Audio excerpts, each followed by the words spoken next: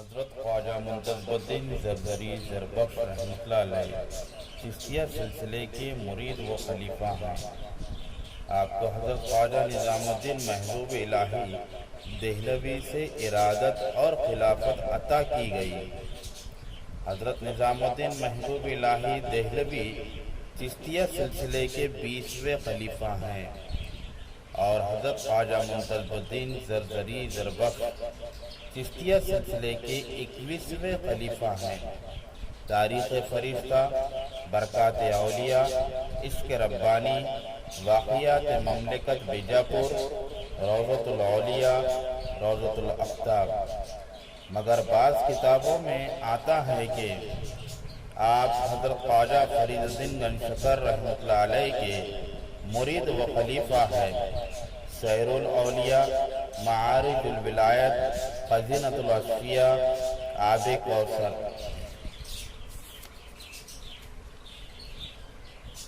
جب حضرت خواجہ منتظر الدین زرزری زربخش رحمۃ اللہ علیہ کا مجاہدہ اور ریاضت اپنے عروج پر پہنچے تو حضرت خواجہ نظام الدین محبوب الہی نے آپ کو خلافت سے سرفراز کیا اور آپ کو خلافت نامہ، ایک مسلح، ایک عصا، ایک قلعت عطا کی اور 700 اولیاء کرام کے ہمراہ 692 ہجری میں دہلی سے قلاباد کے لیے روانہ کیا۔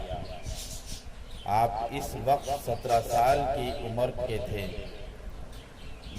وقت روانگی پیر و مرشد سے غرض کیا، ان 700 اولیاء کی کثیر جماعت کی کفالت کیسے کی جائے؟ مجھ میں ایسی قدرت اور استطاعت نہیں ہے کہ میں ان سب کی کفالت کر سکوں۔ پیر و مرشد حضرت خواجہ نظام الدین محبوب الہی نے مراقبہ کر کے فرمایا، انشاءاللہ تعالی سب کی اخراجات بعد نماز تہجد مل جایا کرے گا۔ محمد قاسم تاریخ فرشتہ میں لکھتے ہیں کہ ہر رات بعد نماز تہجد سونے سے بھرا ہوا ایک ڈبہ غیب سے ملتا تھا، جو حضرت خواجہ منتظر الدین زرزری زربخش رحمۃ اللہ علیہ صبح کو فقراء اور اولیاء اکرام پر خرچ کیا کرتے تھے۔ اسی وجہ سے لقب زرزری زربخش مشہور اور عام ہوا۔ معارج الولایت اور روضۃ الاولیاء میں تحریر ہے کہ جب حضرت خواجہ منتظر الدین زرزری زربخش رحمۃ اللہ علیہ کی ریاضت اور مجاہدہ کمال کو پہنچا اور محبوبیت کا مرتبہ حاصل ہوا تو صبح اور شام 2 قلعت زرین سونے کے سکے غیب سے ملتے تھے، جن کو فقراء اور غرباء اور اولیاء اکرام کی جماعت پر صرف کر دیا جاتا تھا، اور تقوی کا عالم یہ تھا کہ اس میں سے خود پر کچھ بھی صرف نہیں کرتے تھے۔ یہی وجہ ہے کہ زرزری زربخش رحمۃ اللہ علیہ کا لقب عام ہوا۔ ایک علمی ذخیرے کے حوالے سے مکاشفۃ الاولیاء میں مستجاب الدین خادم حضرت خواجہ برہان الدین غریب فرماتے ہیں، جب حکم ارادت الہی آپ قلب پر سے اپنی والدہ کے رحم میں جلوہ افروز ہوئے تو بعض عجیب قسم کے واقعات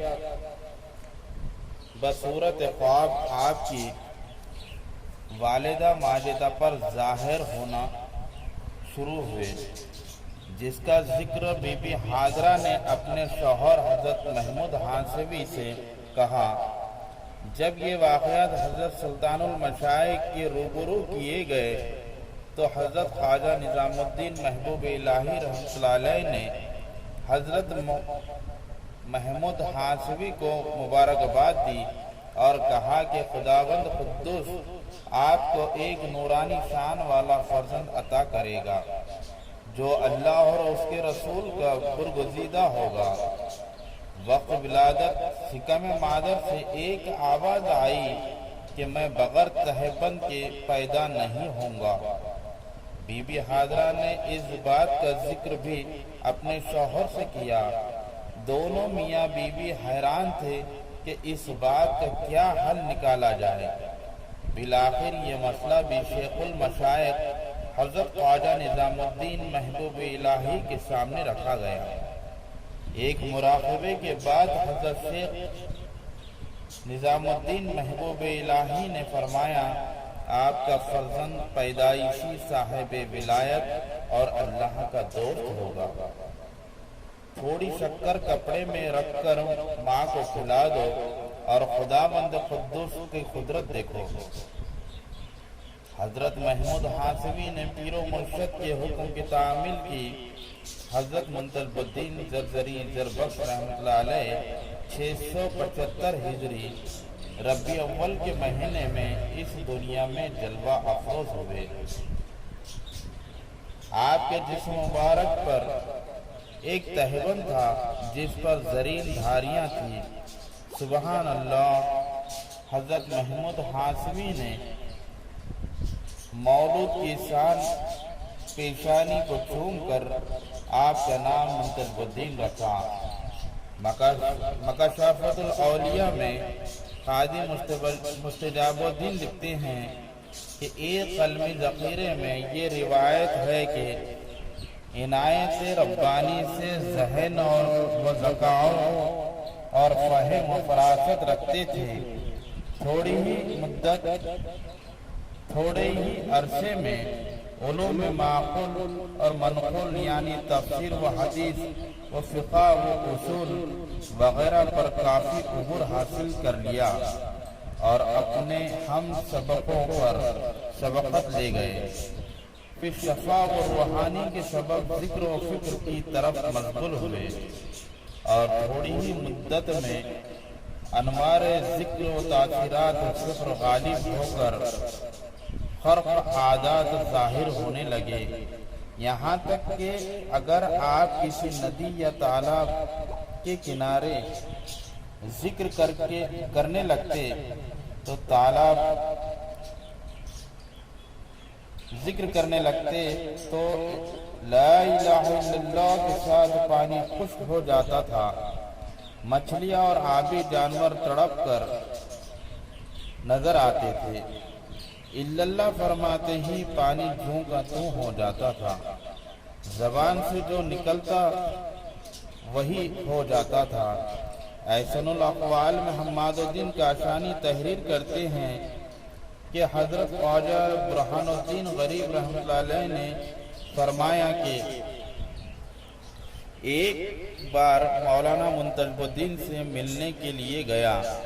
انہوں نے غریب کے سامنے کھانا رکھا اور عرض کیا، کھانا نوش فرمائیں۔ میں نے کہا میں روزے سے ہوں۔ آپ نے فرمایا افطار کر لیجئے، روزہ پھر رکھ لینا، مگر میں نے انکار کیا اور وہاں سے چلا آیا۔ اسی روز میں شیخ المشائخ حضرت خواجہ نظام الدین محبوب الہی رحمۃ اللہ علیہ کی خدمت میں حاضر ہوا۔ شیخ المشائخ نے حکم دیا مولانا برہان الدین غریب کے لیے کھانا لایا جائے۔ پیر و مرشد کے حکم کی تعمیل میں بالآخر مجھے روزہ افطار کرنا پڑا۔ واپسی میں نماز عصر کا وقت ختم ہو رہا تھا۔